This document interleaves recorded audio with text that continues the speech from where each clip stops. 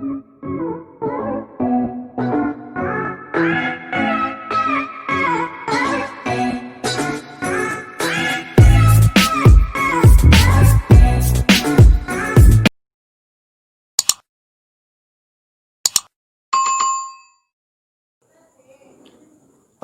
alaikum, my dear students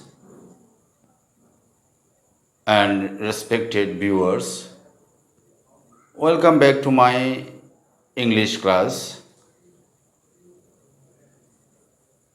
My dear students and viewers, today I am going to conduct a class on a very important topic of English grammar,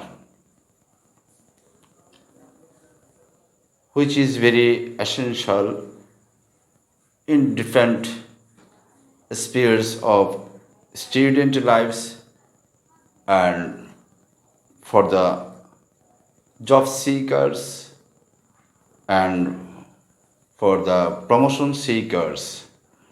Okay, my dear students and respected viewers, all are invited to my class to watch the video, enjoy the class up to the last moment. Okay, now I would like to start the class without killing any more time. Okay, my dear student, my today's topic is, what can you see?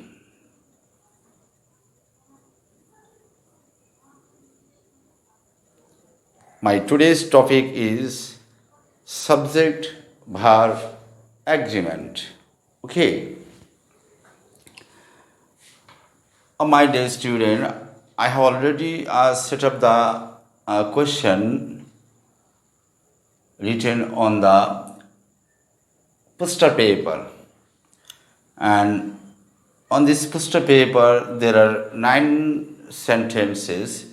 The first one is, neither the moon nor the stars. Neither the moon nor the stars in bracket be visible. The second one, 12 years be in bracket a long time. Number 3, 12 years in bracket has passed. Number 4, the jury in bracket be giving its verdict today. Number 5, the jury in bracket divided into 2 groups. Number 6, only a few men in bracket be present there. Number 7, a little water in bracket be left in the glass. Next, a list of 20 students in bracket have been made. Number 9, the leader of the people in bracket be present here. My dear student, there are 9 sentences, and in each and every sentence there is a verb written in bracket, and this verb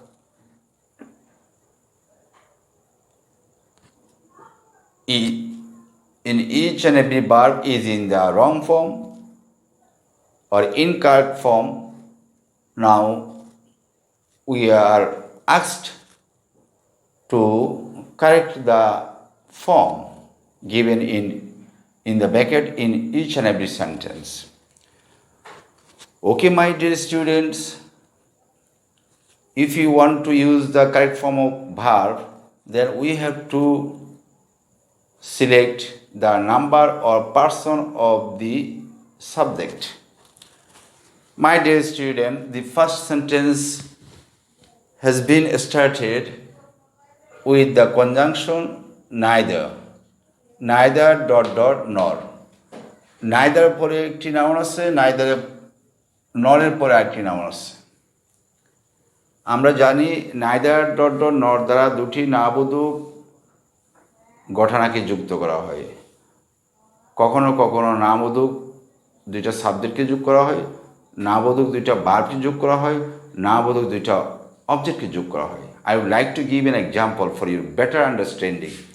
first of all, I would like to give an example using the subject or joining subject. যেমন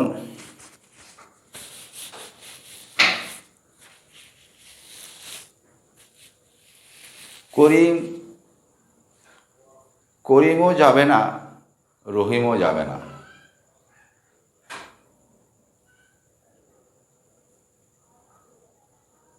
করিমও যাবে না, রহিমও যাবে না, তার মানে কি যাওয়া কাজটা করিমও করবে না, রহিমও করবে না।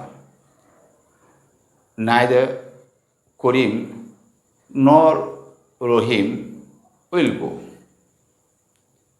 তাহলে আমরা কি করলাম, নাইদার ডট নর দ্বারা দুজন ব্যক্তিকে যোগ করলাম যারা সাবজেক্ট হিসেবে বাক্যে কী করলো, কাজ করলো। আবার বললাম করিম ভাতও খাবে না, কলেজেও যাবে না। দুইটা ক্রিয়া, একটা হলো খাওয়া, একটা হলো কলেজে যাওয়া। তার মানে কি দুটি কাজের মধ্যে করিম একটি কাজও করবে না, এবং করিম উইল নাইদার ইট রাইস নর গো টু কলেজ। এখন আমরা যোগ করব নাইদার ডট নর দ্বারা দুটো অবজেক্টকে। আমি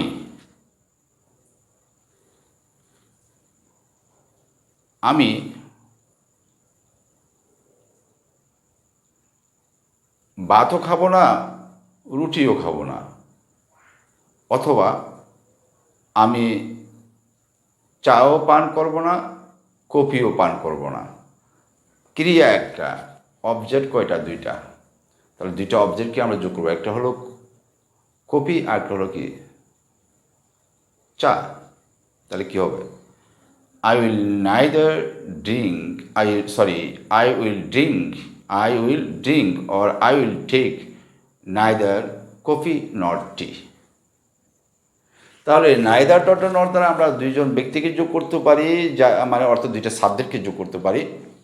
তারপরে দুইটা বার্বকে যুক্ত করতে পারি এবং দুইটা অবজেক্টকে যুক্ত করতে পারি।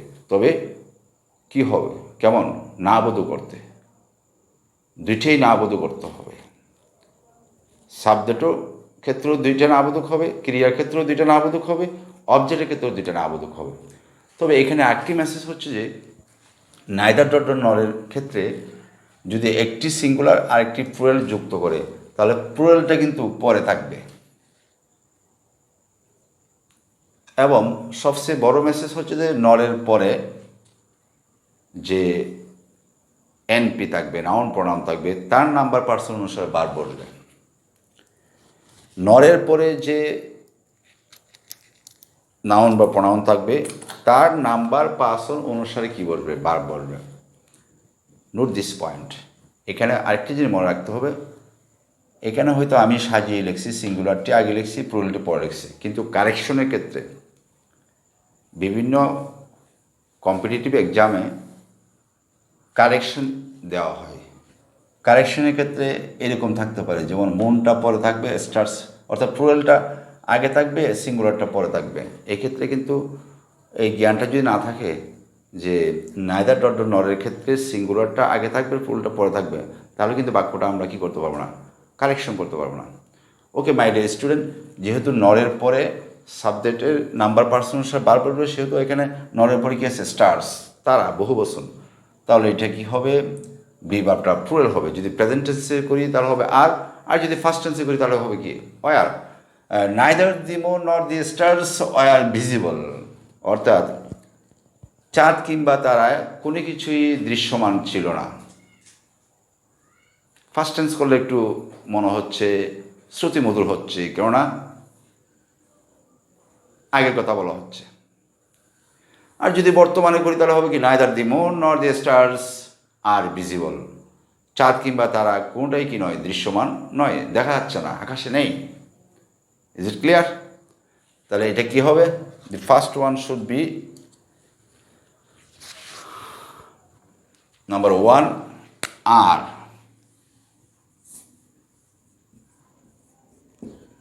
অথবা ফার্স্ট টেন্সে করলে were. Next one, 12 years, be in bracket a long time. 12 years subject, সময়, সময়, আ লং টাইম, এই বি বার্বের পরে যে লং টাইম দ্বারা বুঝেছে 12 ইয়ার্সের সমষ্টি। 12 বছর, বি মানে হওয়া, আমরা জানি 12 বছর হচ্ছে একটি দীর্ঘ সময়। 12 বছর, বছর কি একটা না বেশি? বেশি, কিন্তু বেশিটা হচ্ছে 12 বছর যদি এক বছর এক বছর করে আলাদা করি দীর্ঘ সময় হবে, নাকি 12 বছরকে একত্রিত করলে এটা একটা দীর্ঘ সময় হবে? অফকোর্স একত্রিত করলে কি হবে? দীর্ঘ সময় হবে। আর সময়কে যখন, অর্থাৎ দূরত্ব, সময়, ওজন, এগুলি দূরত্ব, সময়, ওজন, দূরত্ব, সময়, ওজন, বয়স, পরিমাণ, অর্থ, দূরত্ব, পরিমাণ, সময়, ওজন, বয়স, অর্থ ইত্যাদি প্লুরাল হলেও বারটা সিঙ্গুলার হবে কোন অর্থে? যদি এগুলি একক অর্থে ব্যবহৃত হয়, সমষ্টিবাচক অর্থে ব্যবহৃত হয়। দূরত্ব, সময়, ওজন, পরিমাণ, অর্থ এগুলি যদি একক অর্থে ব্যবহৃত হয়, সমষ্টি বোঝায়, তাহলে এগুলো সিঙ্গুলার হবে, তখন ভার্বটা সিঙ্গুলার হবে। কথাটা বুঝাতে পারছি? এগুলো দেখতে, এগুলো এখানে সাবজেক্টটা প্লুরাল দেখতে, কিন্তু যখন একক অর্থে ব্যবহার হবে, যেমন 10 মাইল একটি দীর্ঘ পথ, 10 মাইল একত্রিত করলে একটা দীর্ঘ পথ হবে। ঠিক আছে? হ্যাঁ, তো যখন এই অর্থ, দূরত্ব, পরিমাণ, সময়, ওজন এগুলি যখন একক অর্থে, সমষ্টি অর্থে ব্যবহৃত হবে, তখন এগুলো সবসময় সিঙ্গুলার হবে। Have you got the point? তাহলে এখানে এটা কি হবে? বিটা কি হবে? ইজ হবে। মানে 12 বছর হচ্ছে একটি দীর্ঘ সময়। 12টা বছরকে একত্রিত করলে, সমষ্টি করলে, তাহলে এই 12 বছরের সমষ্টি কি হবে? দীর্ঘ সময় হবে। বিচ্ছিন্ন থাকলে কিন্তু দীর্ঘ সময় হবে না, আর এটা প্লুরাল হয়ে যাবে। বিচ্ছিন্নতা হলে, বিচ্ছিন্নতা বোঝালে কি হবে? প্লুরাল। আর যখন একক বোঝাবে তখন কি হবে? সমষ্টিগতভাবে বোঝাবে, তখন কি হবে? সিঙ্গুলার হবে। তাহলে এই বি সমান এখানে আমরা কি লিখব? সিঙ্গুলার বোঝালে is. Number two, number 1 and number 2 is.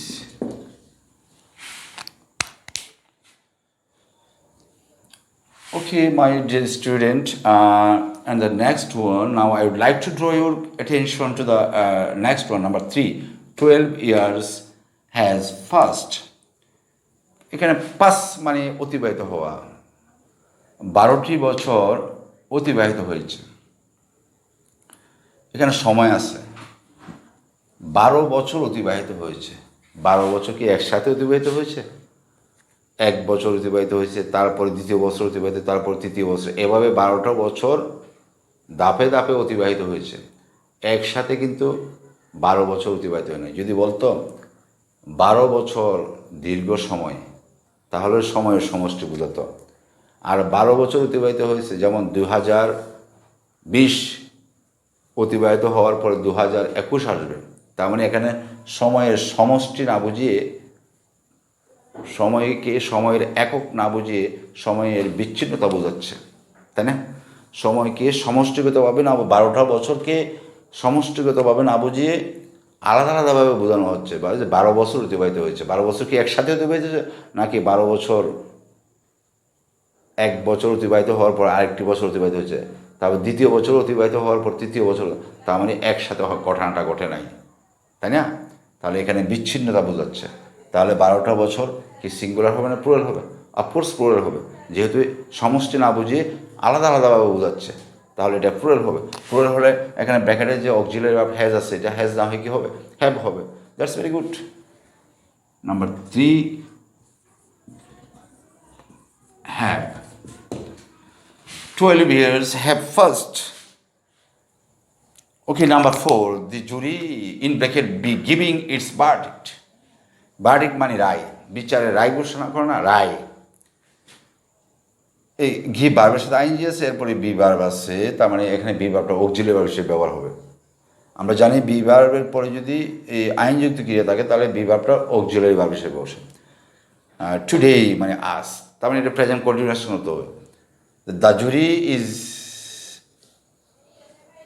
Sorry যাই হোক এখানে ইজ হবে, কেন হবে আমি বলতেছি। জুরি মানে একদল বিচারক কোনো একটি নির্দিষ্ট বিচার কার্য পরিচালনায় নিয়োজিত একদল বিচারকের সমষ্টিকে বলা হয়, দলকে বলা হয় জুরি। এটা কালেকটিভ নাউন।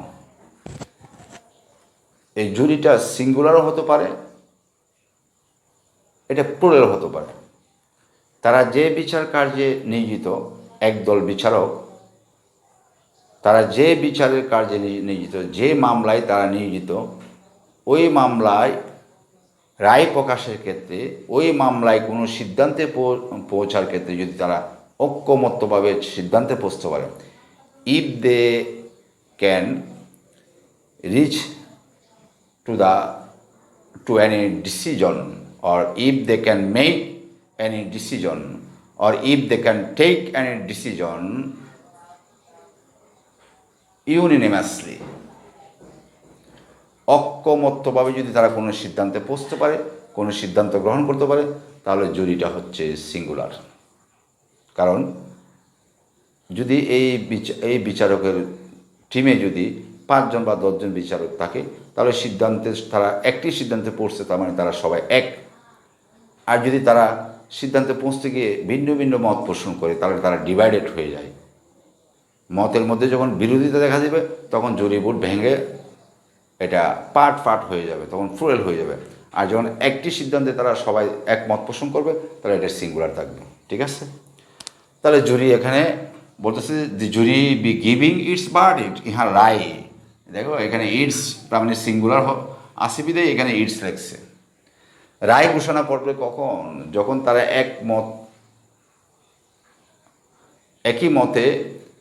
একমত পোষণ করতে পারবে, তখনই তারা রায় ঘোষণা করবে, তাই না?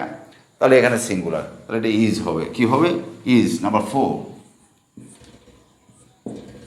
Is. Number 5, the jury be divided into 2 groups. আগে বলছি যে যদি তারা জুরি বোর্ডের সদস্যরা সবাই কোনো সিদ্ধান্ত গ্রহণের ক্ষেত্রে একমত পোষণ করে, তাহলে তারা সিঙ্গুলার। যদি তারা ভিন্ন মত পোষণ করে, তাহলে কী হবে? প্লুরাল। তারা দুভাগ হয়ে গেছে। দ্য জুরি বি ডিভাইডেড, বিভক্ত, ইন্টু 2 গ্রুপস, দলে, তার মানে 2টা দল হয়ে গেছে, তারা প্লুরাল। তাহলে বিটা কী হবে?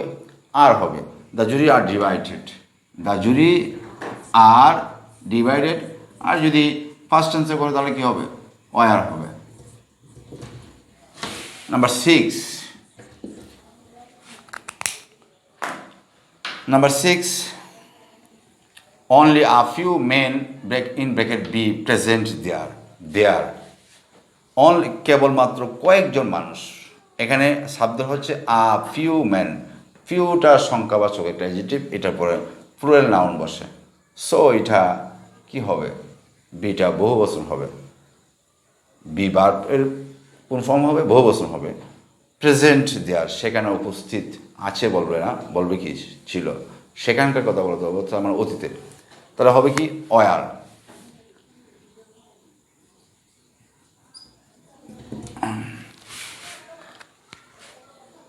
A little water be in bracket left in the glass. এখানে লেফট অবশিষ্ট অর্থে। A little water, বি ভার্বের subject. A little water be left in the glass. গ্লাসে অল্প পরিমাণ পানি অবশিষ্ট আছে। এখানে সাবজেক্ট হচ্ছে a little water। অল্প ইংরেজি সংখ্যাবাচক বোঝালে হবে a few, আর পরিমাণবাচক বোঝালে হবে a little। তো ওয়াটার তো কাউন্টেবল না, আনকাউন্টেবল, তো এটা হবে সিঙ্গুলার। বিটা হবে কি? সিঙ্গুলার। তো আমরা কী লিখতে পারি? A little water is left, অথবা was left in the glass। Okay.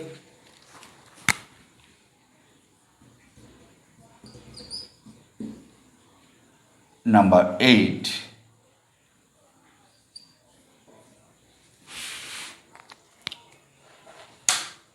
A list of 20 students have in bracket been made. A list of 20 students, 20 জন ছাত্রের একটি তালিকা। আমরা স্টুডেন্ট দেখলে আমরা মনে করবো যে এটা প্লুরাল, কিন্তু স্টুডেন্ট কিন্তু হ্যাভ ভার্বের সাবজেক্ট না। স্টুডেন্ট দেখো, এ লিস্ট অফ 20 স্টুডেন্ট, অনেকগুলো শব্দ মিলে একটি সাবজেক্ট হয়েছে। আবার এখানে একটি প্রেপোজিশন আছে। অনেকগুলো শব্দ মিলে যদি অর্থাৎ একটা সাবজেক্টিভ ফ্রেজ থাকে, তাহলে আমরা আমাদেরকে এখানে হেড ওয়ার্ড থাকবে একটা, আমরা হেড ওয়ার্ডটা বেছে নেব। হেড ওয়ার্ডটা কোথায় থাকবে? প্রেপোজিশনের পূর্বে।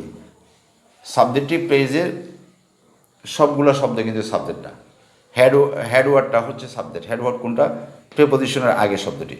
এখানে যে স্টুডেন্ট, এটা হচ্ছে এই লিস্ট, তালিকা, এটার মডিফায়ার। কেমন তালিকা?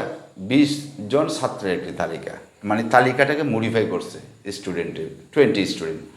তাহলে এখানে সাবজেক্ট হচ্ছে কি আর list.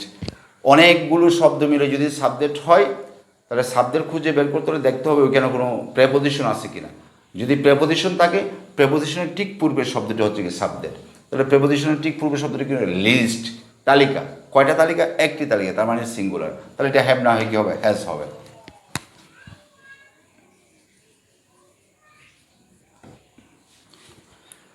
Number 9.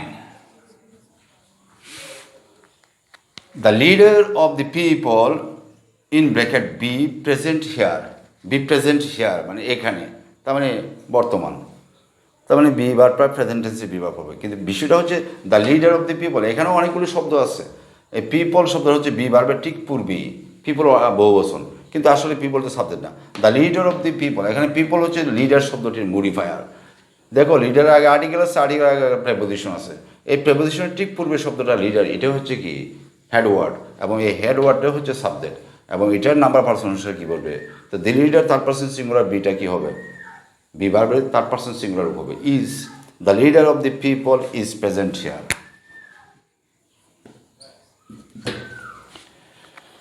Okay, my dear students, we have already enjoyed a class on subject-verb agreement. Subject-verb agreement.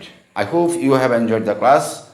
And now, at the end of the class, I would like to thank you once again for joining the class.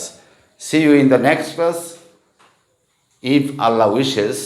And before concluding the class, I would like to ask you all to practice again and again to reach your desired position in future. Okay, see you again. Till then, Allah Hafiz. Assalamu alaikum.